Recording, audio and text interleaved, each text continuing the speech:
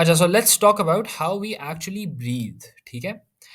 So the process of breathing consists of two parts, obviously, inhalation and exhalation. Before we go any further, let's understand the mechanism of breathing.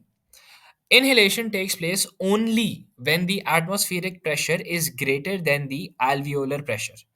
मतलब आपके जो alveoli में जो air pressure है वो कम है compared to the atmospheric pressure acting on your lungs from the outside.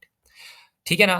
Only then will air flow from the outside inside to your lungs. ठीक है?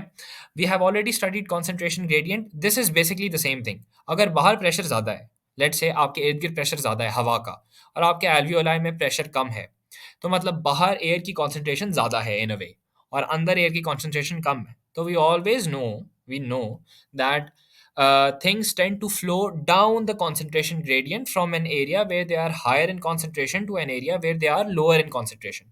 अब लोअर कहाँ पे है? एल्वियोलाई में. हायर कहाँ पे है? एटमोसफियर में. तो it's going to go into our lungs. So air flows from the higher pressure at the mouth या nose down the lungs into the lower pressure in the alveoli. ठीक है? सो अगर हम इनहेलेशन को देखें, तो आपके internal intercostal muscles are relaxing और एक्सटर्नल वाले कॉन्ट्रैक्ट करते हैं. And if you breathe in right now, if you take in a deep breath, you'll notice कि your rib cage is moving upwards and outwards. ठीक है? And आपका जो diaphragm होता है, the flap of muscle right beneath your lungs is contracting, forming a less dome-like shape. चपटा हो जाता है ये basically. And the lung volume increases. ठीक है? Which is partly why आपका chest भी ज़रा firm और भारी होता है. And air pressure inside the lungs decreases and air is pushed into the lungs. अब इसी तरह से हम exhalation को देखें तो it is the exact opposite.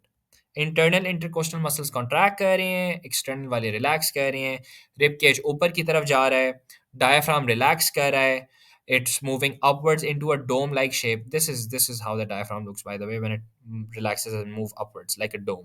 ठीक है?